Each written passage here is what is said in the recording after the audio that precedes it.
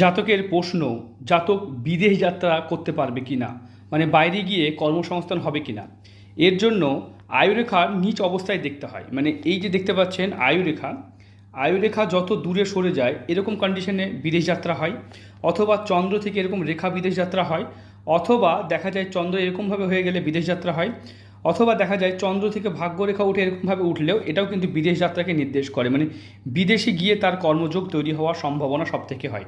কোন দেশে যাবে এটা তো থাকে না, তবে বাড়ি থেকে দূরে বিদেশ গিয়ে তার কর্মজীবন হবে এটা কিন্তু নির্দিষ্ট করে বলা যায়। কারণ এই জাতকের কিন্তু একাধিক চিহ্ন দেখতে পাচ্ছি যেগুলো কিন্তু বিদেশ যাত্রাকে নির্দেশ করে। তিনটে চিহ্ন জাতককে বিদেশ যাওয়ার মানে সম্ভাবনা তৈরি করবে, তাই জাতক বিদেশে যেতে পারবে।